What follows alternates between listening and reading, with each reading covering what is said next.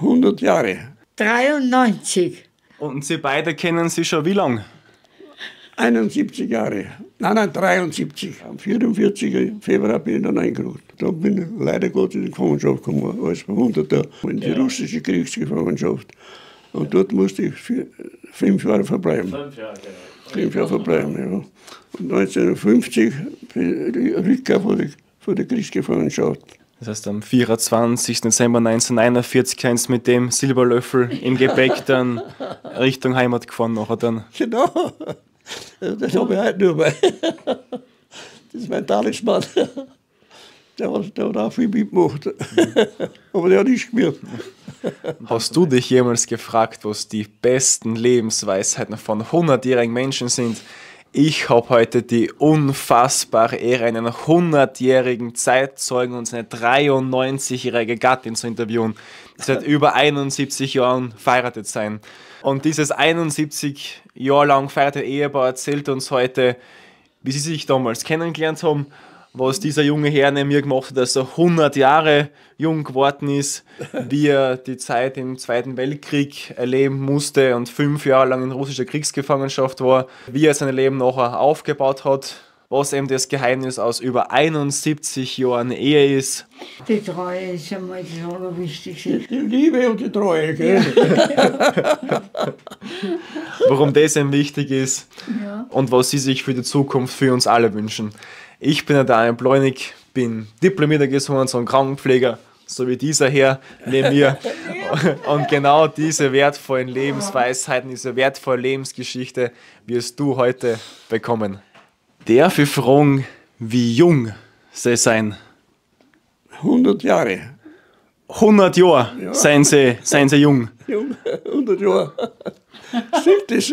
Stimmt es? Ist das kein Schmäh? Nein. Und darf ich fragen, wie jung Sie sein? Ich bin 93. Jawohl. Und Sie beide kennen Sie schon wie lange? 71 Jahre. Nein, 73. 73 Jahre. Ja, 73 Jahre. Und wie lange sind Sie schon verheiratet, wenn ich fragen darf? 71 Jahre. 71 Jahre sind Sie schon verheiratet. Also, ich habe noch nie jemanden kennengelernt, der so lange verheiratet ist. Nein. Also, Sie sind am 31. Dezember 1924 geboren. Jawohl, das stimmt. Und wie fühlt sich das an, wenn man so 100 Jahre jung ist? Gut. Eigentlich nicht schlecht. Ich komme mir nicht vor, dass ich schon 100 bin. Ich fühle mich nicht so. Ich fühle mich wie 70, 80, 90 Jahre. Nicht nur fühlen, sondern ich habe jetzt schon kennenlernen dürfen draußen, sie fahren immer noch mit dem Auto, sie organisieren alles selber, sie tun uns draußen alles selber herrichten noch. Ja.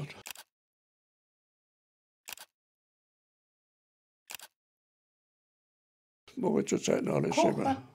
Kochen? Kochen, ja, selber. Ja. Sie kochen ja für Ihre Frau. Ja, freilich. Ein Gulasch, ja. Ja, Wahnsinn. Wir müssen ja wieder einteilen, ja.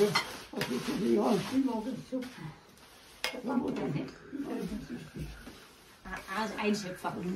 Passt. Dankeschön. Passt. Danke. Ist genug? Nein, ist genug. Dankeschön. Danke. Ich koche alles, ein Schnitzel, ein Rostbrot, ein Schweinsbrot, alles. Also, es war noch ein Rostbrot, super, das schmeckt gut. Für mich und für die Frau. Und der Sohn ist da mit mir. Der ist da auf und zu mit. Ja. Das heißt 1924 geboren. Ja. Aber das war ja, wollen Sie erzählen, wie das damals war in Ihrer Kindheit? Sie waren ja eine große Familie früher. Ja, naja, wir waren, meine Eltern, die waren auch große Familien. Der Vater hat 7 Geschwister gewesen und meine Mutter auch. Waren auch 7 Geschwister. Und 7 Geschwister und was.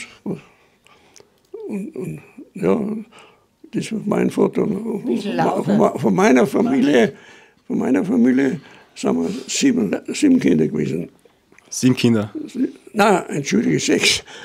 6, nicht 7, 6 Kinder, 2 Schwestern und 4 Söhne, 4 Brüder. 4 Brüder. Und ich bin jetzt in St. Peter in die Schule gegangen, in die Volksschule, und habe dann damals als die Volksschule 8 Jahre. Lauter. Lauter. Aber ein bisschen, das macht nichts. Wollen Sie was trinken noch? Volksschule gegangen und mit 11,5 Jahren in die Ferien habe ich, weil es uns zu Hause so schlecht gegangen ist und nichts zu essen gehabt, dann bin ich mit 11,5 Jahren zum Bauern gekommen, damit ich was zu essen kriege. Und da habe ich aber bei den Bauern mit 11,5 Jahren habe ich täglich um 4 Uhr aufstehen müssen, mit den Knechten in die Wiesen gehen, arbeiten. Zusammenrechnen und so. Das habe ich da müssen 6 Wochen lang in die Ferien. Ich bin in die Schule gekommen, ein Jahr lang, und dann, das Jahr vorbei war, dann bin ich wieder mit 12,5 Jahren zum großen Bauern gekommen. Als Stahlbub, hat man gesagt. Ne? Sie sind ja, wenn ich das richtig ausgehört habe, mit 11,5 Jahren, 12 Jahren, sind Sie von der Familie weg, haben Sie weg müssen. Seit 12,5 Jahren seit bin ich selbstständig. Dann bin ich 6 Jahre bei verschiedenen Landwirten gewesen, bei 3 verschiedenen Landwirten in der Arbeit, und dann mit 19 Jahren bin ich eingerückt zu Deutschland her. Mit 19 Jahren? Mit 19 Jahren, ja, bin ich eingerückt. Haben Sie, wie war das damals? Weil es ist einer, wie das 1938er Jahr gekommen ist, wie das mit dem Anschluss war. Ja. Wissen Sie noch, wie das damals war, was sich dann dadurch geändert hat? Wie war das damals? Ja, das hat sich viel geändert damals. Mein Vater war dauernd arbeitslos. Nicht? Darum ist es uns so schlecht gegangen, weil er viel arbeitslos war. Ich war Maurer und war so viel arbeitslos. Darum ist es uns so schlecht gegangen. Und wie der Hitler einmarschiert war, da sind wir nicht mehr zu Hause gewesen. Da haben wir schon bei den Bauern gewesen. Meine 2 ältere Brüder und ich, wir sind nicht mehr das zu Hause gewesen. Dann sind wir bei den Bauern gewesen schon nicht. Und daheim ist dann besser gegangen. Dann hat die 2 Mädel und ein Bruder, die sind daheim gewesen beim Umsturz 38. Und die sind daheim gewesen, und denen ist dann besser gegangen wie uns. Weil dann hat der Hitler eine Kinderbeihilfe, hat die Mutter mal Kinderbeihilfe gekriegt, das hat es früher nicht gegeben. Die Hitler einmarschiert ist, indem wir 6 Kinder waren, hat sie für die letzten 2 Kinder hat sie Kinderbeihilfe gekriegt. Und das waren damals 20 Mark, 40 Mark im Monat. Das war eine ganz schöne Zubuße, wenn man gar nichts gekriegt hat. In unserer Zeit, wie wir Kinder waren, da hat es weder Sozialhilfe, weder Kinderbeihilfe gar nichts gegeben. Gar nichts. Das ist uns so schlecht gegangen als Kinder. Wir Kinder haben angewendet. Wir sind alle nicht gewachsen, weil wir zu wenig zu essen gehabt haben, weil wir Hunger gehabt haben, wie immer Kinder. Darum haben wir alle so klar, weil die Schwestern haben dann mehr zum Essen gekriegt, die haben schon größer geworden wie wir. Ja. Das heißt, da hat sich dann viel verändert, wie das dann gekommen ist. Es hat sich ein bisschen was geändert. Ich meine, umsonst haben die viel von Hitler gewinnt, weil das System die Jahre so schlecht waren, die 30 Jahre. Nicht? Und dadurch ist der Hitler einmarschiert mit Händen groß empfangen worden. Ja.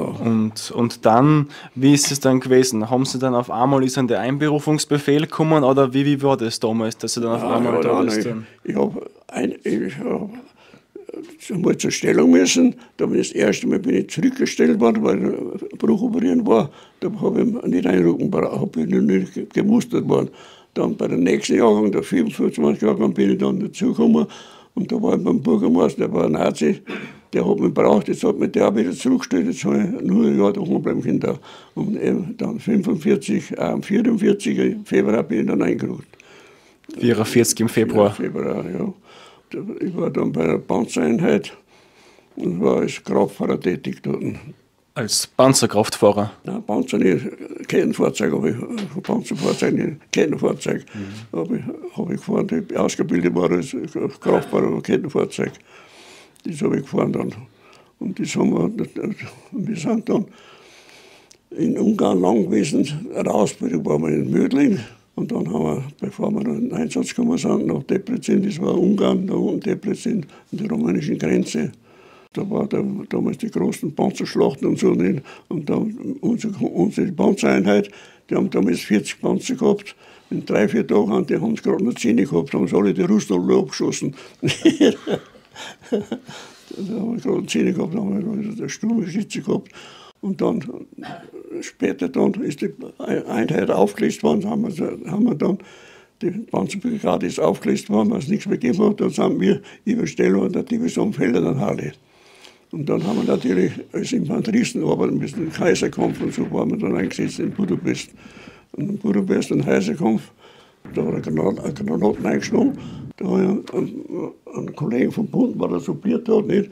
Und dann drauf kommt die nächste Granate und da hat es mich auch erwischt. Wir waren da und da hat nicht. Und dann bin ich ins Lazarett gekommen, das war mein Glück, da ich ins Lazarett gekommen bin, sonst hätte ich weiterkämpfen müssen. Durch den Splitter habe ich Rippenbrüche gehabt und dadurch habe ich dann so schwer schnaufen können. Und wir haben damals Budapest eingeschlossen mit der Einheit und dann hat es ihm geheißen, abends ist der Offizier gekommen ins Lazarett dorthin, da hat gesagt, morgen ist der Durchbruch, wenn wer will, dass er mitkommen kann, ohne Waffen und so, dann soll er mitkommen, also, sonst kommt die Gefangenschaft. Und da haben wir halt mit meiner Verwundung da hinten nachher in die Kranztupfen, dort haben wir halt gefangen worden, da wir haben die Russen da gewesen und wir haben gefangen worden. Aber tanzen, gell, hast du gleich hin, gell? Das haben wir dann jetzt nicht tun. Was später? Ja, was du da kennengelernt hast. Nein, wir sind nur beim Krieg gewesen. Das heißt, Da das haben wir in ist. Gefangenschaft gekommen, dann haben wir 3 Monate in Ungarn in einem großen Lager gewesen. Szeged haben wir gewesen, im Gefangenenlager, das hat Szeged geheißen. Am 4. Mai sind wir dann nach Konstanz gekommen und dann haben wir verloren worden ein großes Schiff. Dann haben wir dann 2 Nächte, 2,5 Nächte, 2 Nächte und 3 Tage haben wir auf dem großen Schiff bin, im Schwarzen Meer, haben wir mitgefahren nach Sevastopol. Sevastopol. Dort haben wir mit der, was haben wir denn da, dort haben wir ausgeladen worden und haben wir dann in den Lager gekommen, nicht in den Lager, da haben wir große Zelte gehabt, da haben wir drin gewesen in den Sommer, die großen Zelte, war 200-300 Mann in so einem Zelt gewesen dann. Und dann haben wir festarbeiten müssen nebenbei. Und das Schiff damals, das war ein großes Frachtschiff. Und das so viele Sachen, Erbeute waren drin, wie Maschinen, Holz und so weiter, was die alles mitgenommen haben, die Russen nach Sevastopol. Das haben wir gefangen und dann in Sevastopol ausladen müssen. Alles händisch und so noch nicht. Da haben wir warten müssen, bis das Schiff leer war. Aber nicht gerade, da haben wir ein paar hundert gefangen gewesen, was da gearbeitet haben dabei. Nicht? Das war im 45 Jahren dann schon. Also das war der Anfang von der Gefangenschaft. Ja. Und sonst in der Gefangenschaft haben wir viel in der Landwirtschaft gearbeitet. Steinbruch haben wir gearbeitet. Steinbruch, großes Sägewerk haben wir gearbeitet. Verschiedene Sachen. Weingärten umgestochen und so haben wir verschiedene Sachen. Und das haben wir 3 Jahre in Sevastopol gewesen. Und 1948 haben wir wieder verloren worden in Sevastopol. Haben wir nicht gewusst, wo wir hinkommen. Haben wir geglaubt, wir werden verschleppt nach Sibirien. Da sind wir 16 Tage sind wir gefahren. Über die Wolga drüber. Ja. Und die waren überall. Ja. Ja, natürlich, da haben wir schon gewusst, was uns blüht. Ne? Bis Tscheljabinsk. Und dass wir mal rausgekommen waren.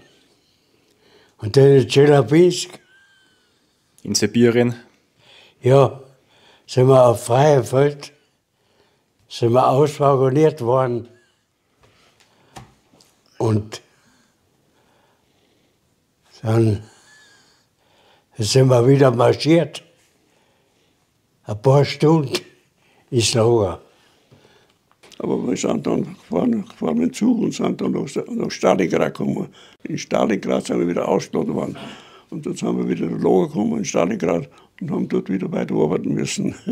Da haben sie uns gebraucht. Die haben die große Industrie, die Stahlenkreis, der große Industriestock, da eingesetzt worden, zu Eisen transportieren und solche Sachen. Das Stahlenkreis, das war geführte Rohr. Das Stahlenkreis, da hat doch, Stahlenkreis ist eingeschlossen gewesen, 8 Wochen circa. Und da haben 90.000 Deutsche gefangen im Monat, die Russen. Und von den 90.000 sind alle gestorben, bis auf 9.000 haben sie mir geschrieben, nur entlassen worden. Die anderen sind dort noch gestorben, bei Hunger und so. Die sind später dann, bis wir hingekommen sind, 48, damals war es schon besser. Uns haben das sind in Stalingrad die letzten 2 Jahre die schönsten Jahre gewesen. Dort haben wir ein bisschen Geld gekriegt, da wo nicht mehr so behungern braucht, das haben wir schon. Mit dem Geld haben wir ein bisschen was kaufen können, in der Kantine hat es dort gegeben und so, da ist es ein bisschen besser gewesen dann. Aber die ersten, die Stahlen in Sebastopol war es ganz low. Und in Stalingrad haben wir einen großen Lager gewesen, das haben die Gefangenen gebaut. Das waren Bunker, große Bunker, wo da 500, 600 Leute Platz haben gehabt.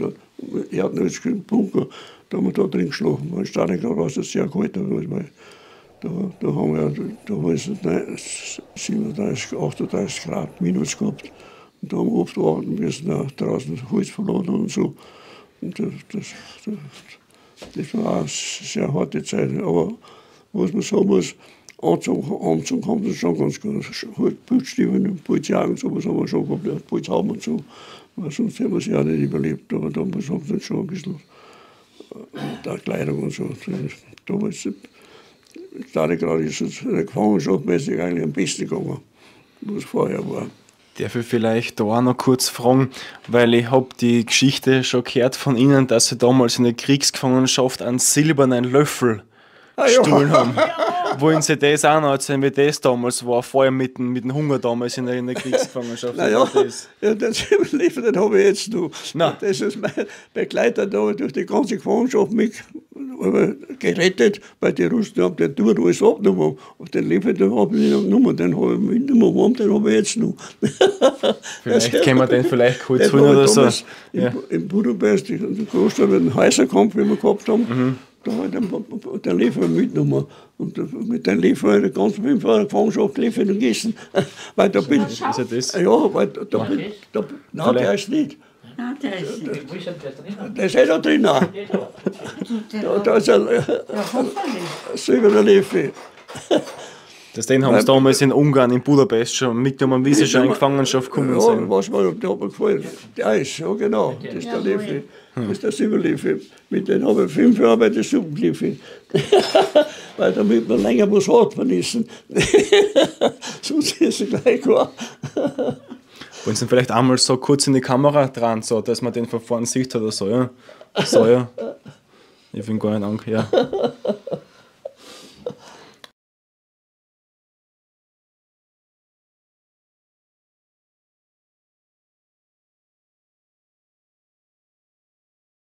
Wahnsinn. Das ist der Talisman. Ja. Den haben sie damals 45, wie sie in Gefangenschaft gekommen sind, haben sie mitgenommen und in den ganzen 5 Jahren. Da haben die Häuser drin bin und so, da Schmähle hingelassen, da haben wir, was wir so, wir haben einen Liefer mitgenommen. Was mir gefallen hat, weiß ich nicht warum. Aber ich habe aber gut brauchen können zum Essen. Was war mit dir heimgekommen? Und den habe ich auch gerettet, bis jetzt lebt er nur bei. Und hat es da viel zum Essen gegeben, oder wie war das da in der Gefangenschaft? Ja, wie war das da? Wenig zu essen hat es gegeben. Wir haben alle sehr viel Hunger gehabt. Wir sind damals alle unterernährt gewesen. Ich habe zum Beispiel 45, 46, 47 Kilo gehabt. Die großen Leute haben vielleicht 50 Kilo gehabt und so. Da haben wir alle unterernährt gewesen. Und viel arbeiten müssen und wenig zu essen. Da hat es früher eine halbe Liter Suppe. Und die Suppe ist aber meistens nichts gering. Kartoffeln oder Krauben, ein paar Kärtl oder ein paar Speil Kartoffeln, das meiste ist Wasser gewesen. Und dann ein Stück Brot haben wir gekriegt. Das haben wir Mittag gekriegt.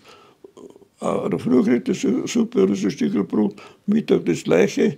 Und ein Stück Mittag war so eine kleine Portion Kasche gegeben, das war so ein dicker Brei. Haferbrei oder Grießbrei, sowas. Oder Graupen hat es viel gegeben in Russland. Brei und abends wieder dann das Stück Brot und eine Suppe. Aber die Suppe ist Wasser gewesen meistens. Fischsuppen hat es viel gegeben, Fischsuppen. Aber wie gesagt, wir haben 5 Jahre die ganze Gefangenschaft nie ein Stück Fleisch gekriegt. Das haben wir nicht, oder Wurst, das hat es nie gegeben. Nur Brot und Suppe, Brot und Suppe. Nicht? Ich habe vor einem Dreivierteljahr habe ich einen 100-Jährigen kennenlernen dürfen. Der war von 1944 bis 1947 in Stalingrad in Gefangenschaft. Ja. Und der hat mir gesagt, ja, da ist nicht von Mädchen geredet worden, nur von Essen Genau. und von Marünknädel. Mai 44 bis Ende 47 war ich dann in Stalingrad in Gefangenschaft. Von Mai 44 bis 47 40. waren sie in Stalingrad in Ja, Gefangenschaft. Ja, da sind viele gestorben, aber nicht verhungert, sondern die sind nervlich zugrunde gegangen. Ja, alle haben Hunger gehabt. Bist auf die Nacht schlafen gegangen, hast Hunger gehabt. Bist in der Früh aufgestanden, hast Hunger gehabt. Da ist nicht von Mädchen geredet worden, nur von Essen, von Marünknädel und so. Ja. Und darf ich noch vielleicht auch fragen, wie hat das mit dem Schlafen ausgeschaut? Haben Sie da so Holzbritschen gehabt oder wie war das da in den 5 Ja, Jahren? die Gefangenschaft haben wir Holzbritschen gehabt, das sind 3 Etagen meistens gewesen, nicht? 3 Etagen und so. Und da haben wir gelegt worden, so wie ein Tarek haben wir gelegt worden, da haben sie viel Platz gehabt haben. Wenn sie nicht umdrehen hast, dann nicht umdrehen können. Und da haben wir am Holzbrett schlafen müssen. Und das Holz, da haben wir einen Mantel, das Gewand unten und eingelegt, da haben wir geschlafen auf die Britschen. Nicht? Und das war jetzt was, wo ich auf die Britschen geschlafen. Zuerst haben wir ein Zelt und später dann haben wir über den Winter haben wir dann in die Halle reingekommen. Auf die Britschen haben so 3 Etagen gehabt. Und das ist ein großer Lob, in 6.000 Gefangene sowas gewesen. Und wenn wir aufs Klo gegangen sind, das Klo hat es nicht gegeben, das ist am Lager am Ende, wo am Ding gewesen ist, das ist ein Klo gewesen, das ist eine große Grün gewesen. Und mit einer Holzstange um mich. Und da ist ich aufgesetzt, wenn wir groß gehen müssen, da machen. Und die Grund, das ist ja, und wenn wir bei der Nacht wach waren, haben wir Austern gehen müssen. Dann hat man so weit gehen müssen, von der Halle, wo die Grün war. Das haben die meisten haben wir nicht da, so weit gehen jetzt und dann gehen gewischelt.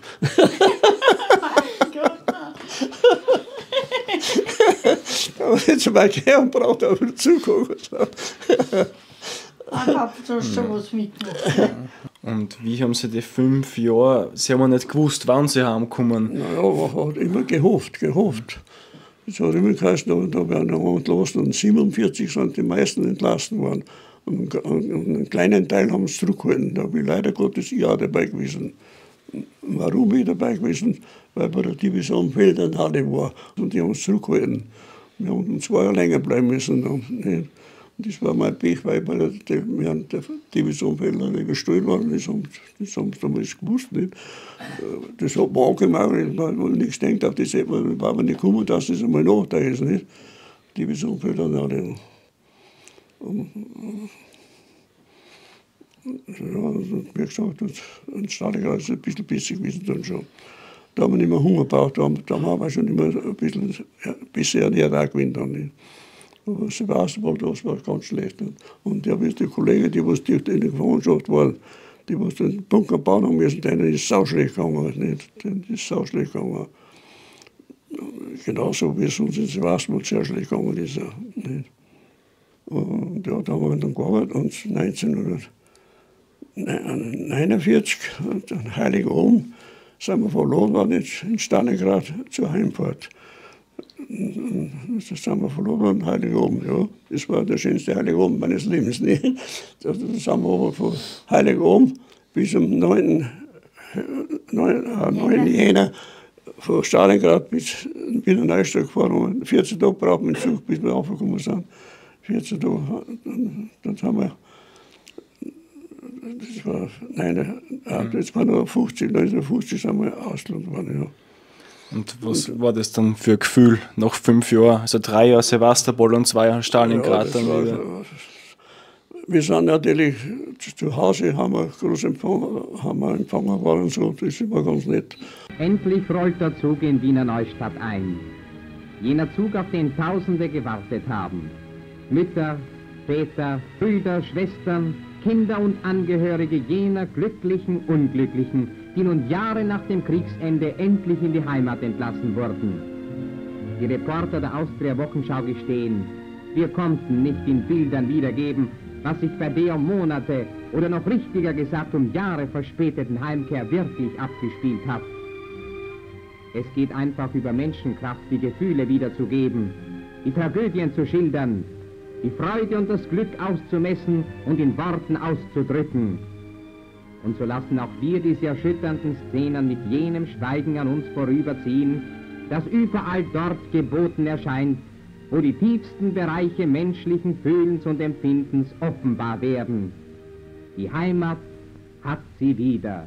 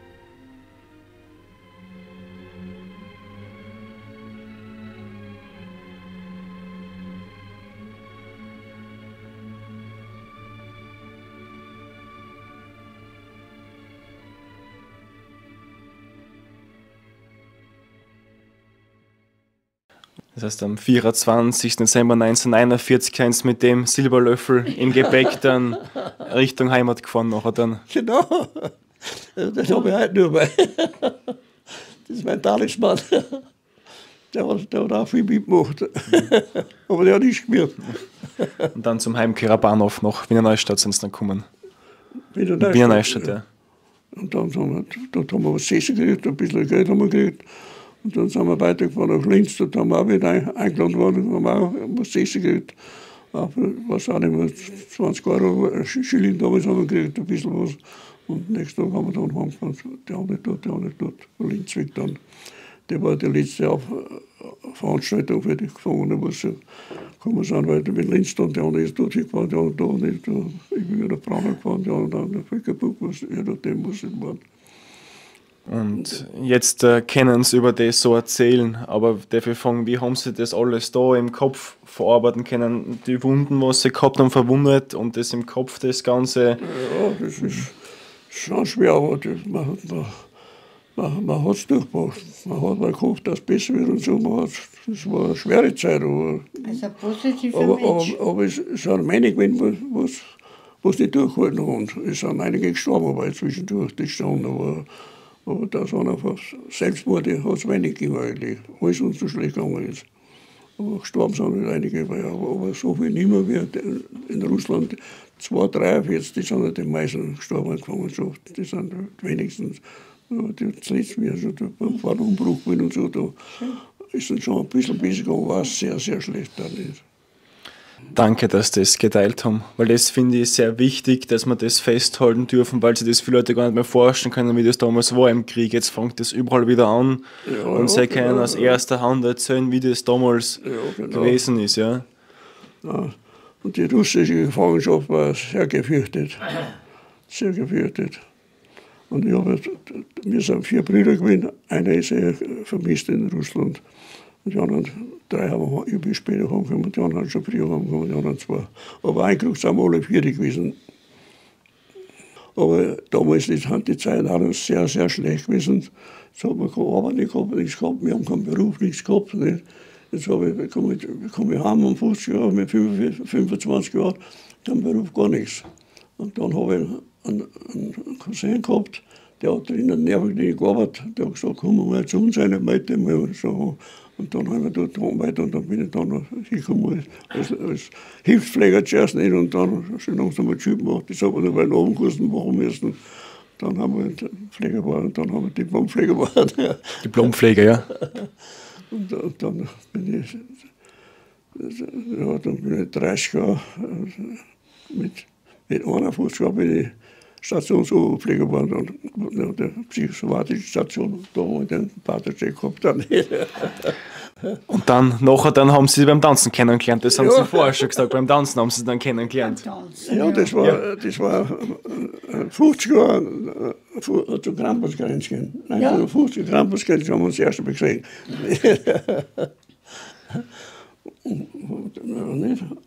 Ja, genau. Und wann haben wir dann geheiratet? 53. 1953. 1953, August haben wir geheiratet dann.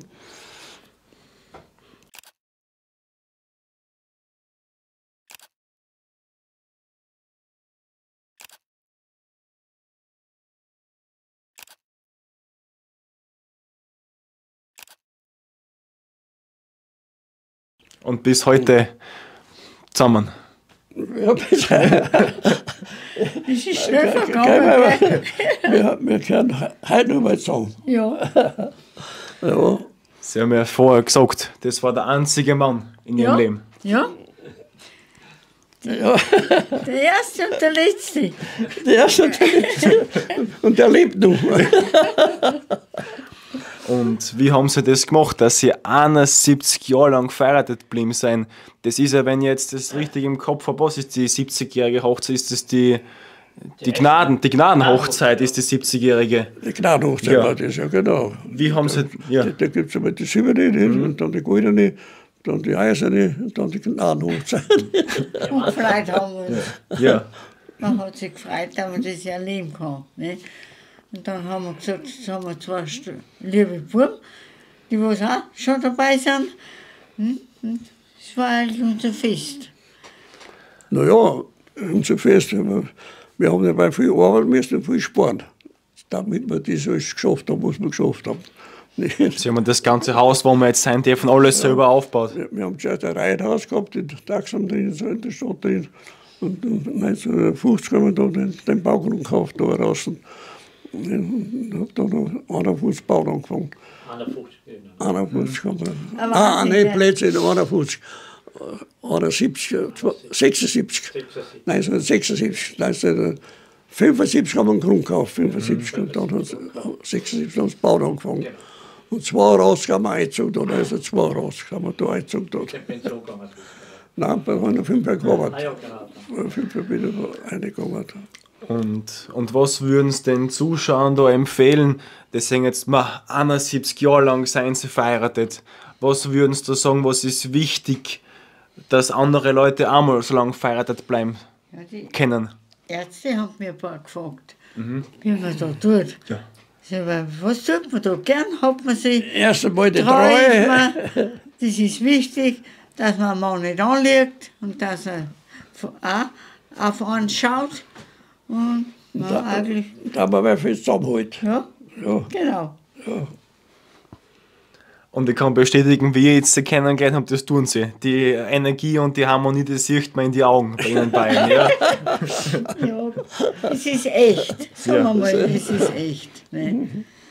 Also immer Sachen, weil der Ödersaison, der sagt, dass es gibt, dass man alle beieinander sein kann, wie es zwar.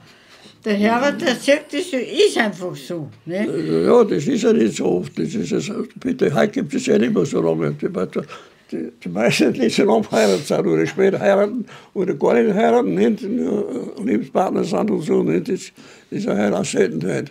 dass man so lange beisammen ist. Und wie haben Sie dann einmal dann, wenn es einmal Meinungsverschiedenheiten gibt, wie sind Sie damit umgegangen? Das ist ja meine Verschiedenheit gibt es schon und gerade da ein bisschen. Wir streiten nicht, aber wir meckern. Ja, ein bisschen was. Sagen wir so. Wenn es ein bisschen Streit gibt, da versteht man sich halt wieder da nicht, aber ganz ohne Streit geht es auch nicht, oder nicht? Aber kein richtigen Streit, so wie meine Eltern, hat es nie gegeben. Wir sind aber gegenseitig treu geblieben, nicht? Jetzt haben wir keine Probleme nicht gehabt. Ja, das auch. Das hätte ich nicht vertragen. Das hätte ich nicht wollen. Aber das hat er nicht getan. Und du hast es auch nicht getan. Nein. Jetzt kommt die Wahrheit raus. Ja, das ist wahr. Das gehört dazu, dass man sich vertraut und dass er eigentlich zusammenpasst alles. Ne? Und nicht Frau verschwenden tut und der Mann auch nicht verschwenden, alles geteilt. Das sind so Kleinigkeiten, aber die sind wichtig. Sind immer zusammengehalten. Ja, ja. Weil dann vertraut man sich auch, ne, wenn alles passt. Ja, also, passt hat soweit alles bis jetzt, gell? Ja. Jetzt in Zukunft haben wir, jetzt werden wir eben schauen, wie es da weitergeht, so, nicht? Ja. Jetzt sind wir halt schon nicht mehr so beisammen, nicht? Brauche ich schon mit Ja, jetzt ist momentan vergesslich und so, für meinen Mann nicht? Die kleine schwierig, Demenz hat schon so, nicht? er weiß das auch, dass er mich nebenbei auch noch ein bisschen pflegt und so, Ja, gell? die will betreuen, ein bisschen anzuhelfen und das und so. Kochen. Kochen und so, ja. Naja, ich mache alleine nur einen Haushalt. Nicht? Sie machen alles selber. Alles. Ne, als Pflege bitte haben Sie den richtigen Mann ausgesucht früher. Habe ich gar nicht gewusst, dass, ne? Naja, aber das Salat mache ich alles selber. Im Sommer selber ein bisschen Gemüse anbauen. Nicht? Ein bisschen Gurken, Tomaten, solche Sachen mache ich selbst. Aber das werden wir heuer auch nicht mehr machen, weil wir Zeit haben. Die Frau muss betreuen. Das werden wir Gemüsegarten kleiner machen.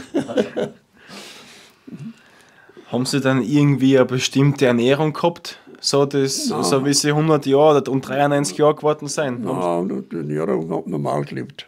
Normal. Wir haben nicht gesündigt, ich habe nicht gesoffen, ich habe nicht geraucht. So, und das habe ich auch nicht gemacht. Ne? Ich kann, das ist vielleicht gesund gelebt haben, wenn man nicht geraucht, nicht getrunken. Alkohol null, fast null. Ab und zu, wenn man Song kommt, ein Schluckerl. Ja, aber das habe ich von jeher so gehalten. Geraucht habe ich nicht. Einmal, da waren wir Kinder, da war der Vater nicht zu Hause. No, mein Bruder, der ist ein 17er Jahrgang, also 4 Jahre älter gewesen, rauchen wir uns eine an. Na, haben wir Zigarren genommen, anzündet, ich mache einen Zug, auf einmal kriege ich Zahnschmerzen. Ja. Na, das war eine Warnung. Aha, das ist das Verbotene, also nichts mehr rauchen. Und das habe ich gehalten mein Leben lang. Und was können wir machen heutzutage, dass die Zeit sich nicht wiederholt? Was können wir da machen, dass das nicht nochmal kommt? Naja, was kann man da machen? Die jungen Leute, die haben das nicht mitgemacht. Das ist schwierig, nicht? Die haben das nicht mitgemacht. Wenn sie das mitmachen, dann was wir mitmachen, dann waren sie heute zufriedener. Die sind nicht mehr so zufrieden, wie wir waren. Wir haben uns mit jeder Kleinigkeit gefreut. Das sind damals zufrieden, aber die heutigen Leute, das ist das Problem halt. Nicht? Und was würden Sie sagen, was ist wichtig im Leben? Was ist wichtig? Wichtig. Für Ehepaare, dass man zusammenhält, dass man spart, dass man ein bisschen was schafft, dann freut man sich. So wie Sie das geschaffen haben, da alles. Ja. Und immer noch herumschaffen. Ja, und das ist wichtig. Und das Wichtigste ist das Zusammenhalten. Und Sparen ist das Wichtigste. Ein bisschen was zusammensparen und so. Das ist das Wichtigste. Der was das tut, der hat einmal was und später ist es leicht, wenn man ein bisschen was zu sparen hat. Ich sage aber ja so, ein bisschen was kann man allweil sparen. Man kann 10 Euro sein oder 20 Euro, aber ein bisschen was kann man allweil sparen. Und dann muss es schlecht gehen, aber... Dann hat er so sparen können. Sparen, ja. Ja. Sparen und die Zufriedenheit habe ich auch rausgekehrt vorher. Ja. Die Zufriedenheit habe ich auch rausgekehrt. Ja, Zufriedenheit ist wichtiger, genau. Ja, und sie sind nicht schlecht gegangen. Nein, darf man nicht sagen. Ich bin halt so berechtigt gewesen und so. Aber dienstliche Schwierigkeiten gehabt und so nicht. Unsere Kinder haben normal aufgewachsen. Die haben auch keinen Luxus nicht gehabt, aber sie haben normal aufgewachsen. Ich habe dann gesehen, sie am 100. Geburtstag haben sie ja beide getanzt, da immer noch. Ja, das Haben sie getanzt, sie beide? Ja, das sind gerade ein paar Tage Schichten gekriegt.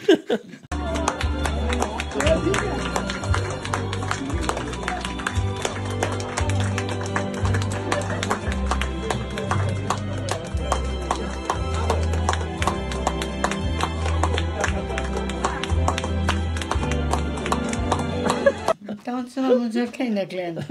Ja, das geht nicht mehr, das tanzen. Früher haben wir gern tanzt, aber das geht nicht mehr. Jetzt haben wir schon gesagt, aber ein bisschen haben wir es halt noch probiert. Gibt es irgendeinen Schlüssel dafür, dass man 100 Jahre alt wird? So, gibt es irgendwas? Ich wüsste da keinen Schlüssel. Da haben wir schon manche gefragt, was man da hat. Da war nichts da, die Zeit ist vergangen, ein Jahr nach den anderen, waren wir über 100. Naja, Papa, du hast schon viel gearbeitet und trotzdem Ja, hast du aber da war viel schon, das stimmt schon. Familie durch da gewesen. Ich meine, die Buben mögen Papa irrsinnig, die schätzen ihn. Aber uns ist nie schlecht gegangen, meine Frau hat den Wagen gebracht, ich bin bei der Familie da gewesen, bei den Kindern und so. Ja, nicht. genau. Das ist der Vorteil für die Kinder gewesen und so. Nicht? Aber wir haben mit denen auch was geschafft, was Ja, natürlich gearbeitet hat. das ist Aber recht. und meine Frau war eine sparsame Frau, gell? Sonst waren wir auch nicht so weit gekommen. Ja. Ich glaube, sie haben sehr viel richtig gemacht in ihrem Leben beide. Also, wenn ich das so beobachten darf, hoffe ich einmal, dass ich das einmal so... Ich will schon, das ist das Schönste, was man haben kann, wenn man einen Mann hat, auf den man sich verlassen kann, der ehrlich und lieb ist zu einem und der nicht schimpft die ganze Zeit. Also das hat er auch nicht gehabt. Der Papa hat auch nie geschimpft. Was hast du geschimpft? Ich meine, geschimpft haben Meckern. wir und da. Kann man nicht. Aber da ist es auch nicht gerade gegangen. Nicht? Weil die Kinder haben auch einen schimpfen müssen. Nicht? Eigentlich ist es gut gegangen. Man hat aber das Beste draus gemacht dabei. Und so. Was ein Vorteil war, dass ich da Dauerposten gehabt habe. Ich war nie arbeitslos, man lebt ja nie. Nicht. Das war ein großer Vorteil. Und ich war zwar, die Entlohnung war am Anfang sehr schlecht, auch nicht viel im Dienst, aber dann ist es ganz gut, besser geworden. Heute geht es uns in der Pension auch ganz gut. Ja. Weil sie viel gespart haben und sie das alles selber aufgebaut haben. Ja, Sie haben ja nicht nur als Krankenpfleger, sondern sie haben ja das, ja, das so sehr handwerklich waren sie geschickt. Sie haben ja das alles selber machen können. Ja, das ist ein bisschen Begabung gewesen. Ich hab die Maurerei nie gelernt. Aber ich habe das gesehen, ich habe ein bisschen als Hilfsarbeiter gearbeitet und das habe ich dann angelernt, dann habe ich selber angefangen, das Mauern und das verputzen und so. Und Fliesenling, das habe ich gesehen, das kann ich, weil ich was sehe, und dann geht es aber wieder. Ja, von meinem Cousin hat er ein großes Haus gebaut und Ja, da habe ich einen Baumeister gehabt. Da haben wir eine Freizeit ein bisschen gepusht. Und der Baumeister, der war ein ganz tüchtiger Hilfsarbeiter. Und der hat mich da ein bisschen, da waren die Mauer oft, die Außenraum, was probiert zu verputzen. Da habe ich das gelernt. Auf der Seite ist es gegangen, aber am Plafond dann ist es ein bisschen schwierig gewesen. Aber ist auch gegangen dann, das war so gelernt. Die letzte Zeit bin ich dann am Puschen gegangen, war als Maurer. Und das hat niemand gekannt, weil ich das nicht gelernt habe. Ich habe da das Hausbau, den Grundriss alles selber gemacht, ausgeschickt, alles selber. Nicht? Das Dickfass ist, dass das passt und mitlesen und so ist, weil ich selber ausgeschickt nicht. Das habe ich vom Baumeister gesagt ein paar Mal und das habe ich dann kennt. Wahnsinn. nein, ich habe Glück gehabt, weil er so ein anständiger Mensch war. Fürsorglicher Ja, für die Kinder. vielleicht macht das viel, weil wir haben sehr arm als Kinder. Gell. Als Kinder haben wir sehr, sehr arm gewesen und es ist nicht gut gegangen. Da habe ich gesagt, unsere Kinder sollen es nicht so schlecht gehen, wie es uns gegangen ist. Gell. Darf ich zum Abschluss dann noch 2 Fragen stellen? Ja, Also, gibt es dann irgendeinen Zeitpunkt, wann die Zeit schneller angefangen ist zum Rennen? Wo haben Sie gerade gesagt, so ein Jahr ist verflogen, auf einmal seien es 100. Ja. Gibt es irgendeinen Punkt, wenn auf einmal das irgendwie schneller und schneller wird? ja, das kommt mit dem Alter. Mit dem Alter vergeht die Zeit ein bisschen schneller dann. Aber wenn man zurückblickt, ist auch die Zeit schnell vergangen. Aber wenn man für die Zukunft zwar mal Pläne gehabt, haben so lange Pläne hat, geht es war nur so nicht, aber wie gesagt, die Zukunft, wie soll ich da sagen, das ist schon davon ausgeblieben. Also nicht mehr den Blick auch nach vorne gerichtet, nicht Ja, nur damals. aber wird das nach vorne geschaut. Wir haben in Taxam ein Reihenhaus gehabt und die sind ja alle gleich. Ja, das ist Und unseres war wirklich anders, besser. naja, das ist besser, was ich ausbaut habe, besser nicht. Das passt aber jetzt nicht dazu. Ah, ja. Das passt schon, weil wir haben ein zweites Bad gehabt da drinnen. Ja, schau mal das nicht. Wir haben alles anders gehabt wie die anderen Häuser. Weil sie das alles selber gemacht haben. Ja, genau. Ich habe einen Dachboden ausgebaut, das haben die anderen nicht getan. Nicht? Ich habe ihn selber ausgebaut. Dann die Blumen, jeder ein Zimmer gehabt, da wo er gelohnt hat. Nicht? Das heißt, die ganzen Reihenhäuser waren gleich, nur ist es ausgestochen. Ja, nein, das hat man von außen nicht kennt. Von außen, innen. Außen ganz gleich bleiben. Das war innen ganz anders als wie bei den anderen. Da war auch gerade oben ein Dach, wo sonst ist gleich gewesen. Ja, der Keller, Ja, der Keller, das ist auch nicht gleich gewesen. der war schön. Ja, schau, der Keller war ja auch ein bisschen umgebaut, und ein Stück ausgemacht, das frei und so. Nicht, das war ein Vorteil und so. Aber Das haben die anderen auch nicht gehabt. ja, Und der, was jetzt, ein paar schaut, ein Buchschau hat es gehabt, der Kaffee hat es gehabt. ja, und die, was jetzt drinnen sind, haben zum Herbert einmal gesagt gehabt, dass es so schön ist, das Wohnen da. Ja. Ich habe gesagt, schade, dass wir es hergegeben haben eigentlich. Gell. Aber es hat kein Bub, was Mensch. Das geht mir nur mit denen, das wird das sein. Das kann nicht mehr her. Gut, Papa, Ja. das ist Wie haben sie es eigentlich gemacht, so die Kinder großziehen? So, das ist auch, was Leute oft ziemlich interessiert. Ja, das So, ist wie haben sie das gemacht? Das hat ja das meiste Frau da müssen, weil ich bin viel in der Arbeit gewesen und nebenbei Fuß da und so. Und das habe ich auch bei Mutter, das hat die Kindererziehung hat schon Mutter machen müssen. Sie zwar ein bisschen streng gesagt, die Kinder dabei, nicht der Wald überhaupt. Die Mutter war zu streng, sagst du auch, gell? Nein, nicht. Sie haben mich, ich habe es nicht auslassen, haben sie gesagt. Ne? Weil der Walter hätte wo hinfahren wollen schon. Und die haben gesagt, das geht noch nicht. Naja, du hast ja mehr verboten, weil sie mehr da wollen. Nicht? Ja. Aber durch das haben sie so geworden, dass es in Ordnung ist. Ne? Weil alles kann man ja auch nicht gehen lassen, was sie vielleicht im Kopf haben. Ne? Aber, naja, passt schon einmal. passt, gell? Kriegt einen Einsatz. Aber zum Beispiel die Gefangenschaft, das war, da haben wir immer Hoffnung gehabt. Alle gedacht, es wird schon werden, wir werden schon heimkommen, wir werden schon hungern, dass es Parolen geben, keiner Transport und so. Die Hoffnung war dann wieder gestärkt und so dann. Und so hat man es auch ganz schön übertaucht dann auch. Nicht? Mit der Hoffnung auf, dass irgendwann. Ja, da war irgendwie Aber wenn schon man einen Mann hat, der was weiß, wo es lang geht, man kann sich anhängen, da hat man viel gewonnen. Weil man sagt, na, der Papa macht schon. Ne? Papa wird schon richtig. So ungefähr Ja. war es auch. Das Ne? ist so wie im Radio, wenn der Papa. Ja, Ja. ich habe nichts ohne Papa da, ehrlich gesagt. Da hab ich gedacht, nein, das Wollen Sie die Geschichte erzählen vom der Papa wird schon richten? der wird schon richten. Ja. Ja. Im Radio. Im Der Radio hat ein paar Mal gespielt schon. Ja, genau. Also ein paar Mal schon für uns. Und der Papa will schon Geburtstag richten. kommt, das Radio spielen lassen. Ja, Und man genau. gesagt, das ist 99, 98 und das Lied war von Peter Alexander, der Papa wird schon richten. Beim 100. haben wir es nicht gemacht, aber beim 101. werden wir das Lied wieder spielen. Daniel, hast du noch Eltern? Ja. Eltern, ja? Schon. Ja, die Mama und der Papa, ja, daheim. Ah ja, Mama. Ja. Papa, ja. Mama ist ja. Und wie jetzt hat der Vater aus der Mama, ja. Ja, nein, aber das Glück, dass eben da meine. Sagst du, dass ein 100-Jähriger auch schon ein bisschen blöd ist? Naja, ja. Du kannst ganz zufrieden sein. Nein, ja, ich sage, nein, aber du weißt ja, die Mutter da. Ich habe gesagt, oder die Eltern da. Der Vater oder daheim. Der Vater ist daheim, der schaut daheim, ja? Dass daheim alles passt. Ist er schon Pensionist? Nein, Also nicht. die arbeitet noch. Die Mama früher. Ja. Ehrlich, Sagt ich. schauen Sie so. Was? Ist wirklich Die Mama, ja, die Mama, Nein, ist die ja. Mama. Ja, aber vielleicht ist Ja. Freundin oder was. Ja. Keine Ahnung. Ne? Und vielleicht als letzte Frage, Was wünschen Sie sich für die Zukunft? Was ich wünsche für die Zukunft? Ja. Frieden auf der Welt. Das war das Wichtigste. Die Leute sind zufrieden sein auf der Welt. Und leider Gottes sind alle viele unzufrieden. Dass sie was schaffen können. Alle viele unzufrieden. Das ist wichtig. Die Zufriedenheit ist das Wichtigste. Wenn man bescheid ist, und Ziele hat und so nicht und zufrieden ist, dann geht es immer besser.